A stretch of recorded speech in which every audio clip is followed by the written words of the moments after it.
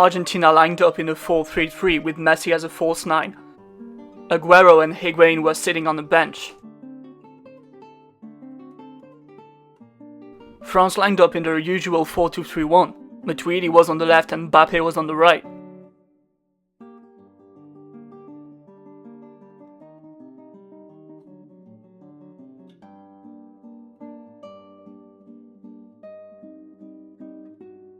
Collective organization is always the most important thing to control the opponents.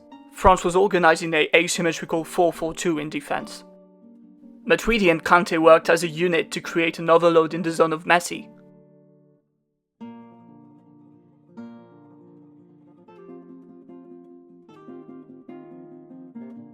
Matuidi would always be careful not to be too far from Messi.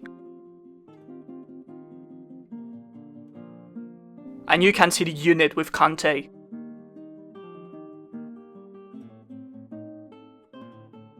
There you can see all the communication that implies this type of defending.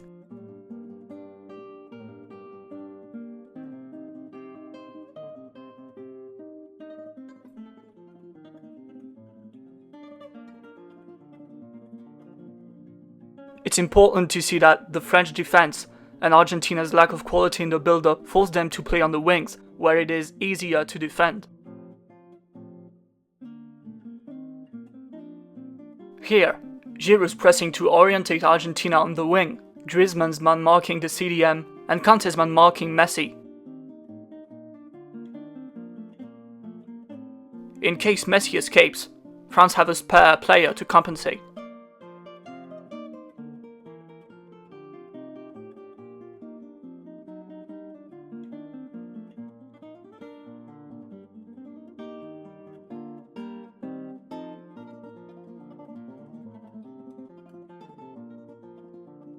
Again, there's the same mechanism of compensation.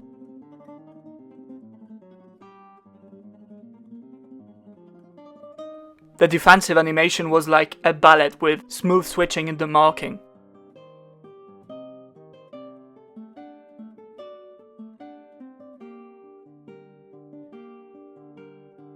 The special treatment prevented Messi from getting the ball in dangerous areas. During the first half, Messi had 34 ball touches only, once inside the box, only 2 in the zone 14, which is supposed to be the most interesting zone for a false 9, and he didn't shoot at all.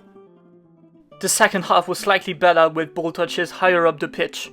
It was better, but still in very difficult situation as we'll see. During the second half too, France worked to block Messi.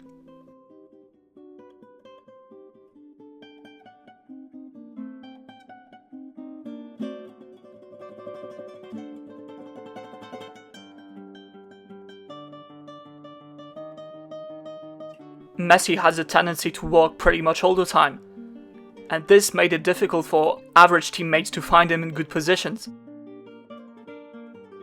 Even when the ball was on the opposite side, it was important to know where Messi was. The Kante-Matuidi duo was working perfectly, and when Tolisso went in, it didn't blend in the animation in the same way, and he was less aggressive. As I sort of mentioned, Messi was technically isolated and he could not combine well with those teammates.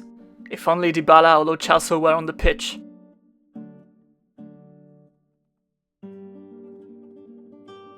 When Messi does get the ball, the opponent must close the space as soon as possible so he cannot turn around. Speaking of defensive talent, Kante might be the best midfielder defensive-wise. And defensive talent is also something necessary to defend against such a player. Messi must not be able to turn around on his left foot. Of course, Kante completed the most tackles and interceptions on the French side. This is the only time of the game Kante fouled Messi.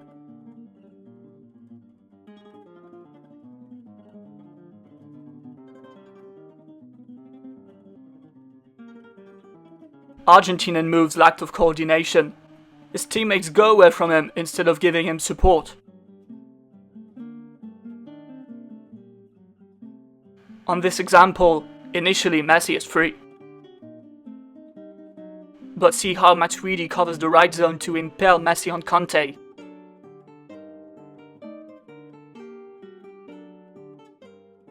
Griezmann could also defend on Messi when he dropped deep, in a very Atletico Madrid way of playing.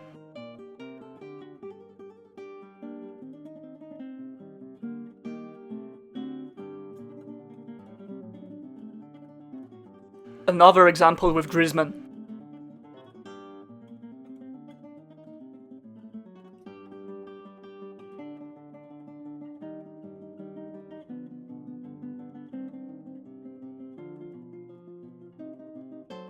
The relation between Messi and Banega was the thing working the most for Argentina against Nigeria. And here, see how far they are from each other. To cut that relation, French plan was to have Pogba defending on Banega. It forced him to touch the ball on his own half more than 50% of the time.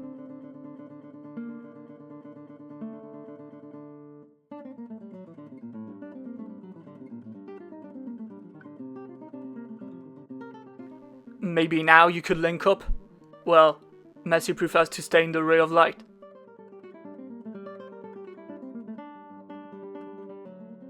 This absence of combination really is important to explain Argentina's lack of collective quality.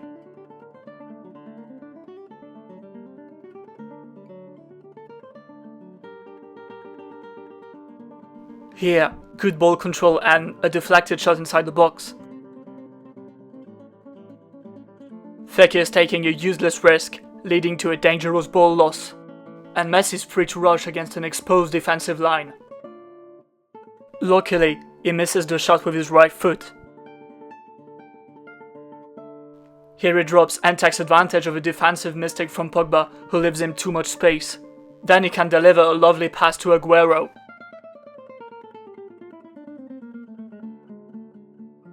Tolisso should have gone closer, while Kante covers the central corridor.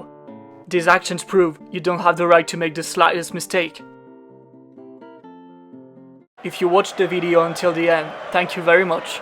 As you may know, you can support me on Patreon, and please leave a like and subscribe to support the channel. Thank you guys.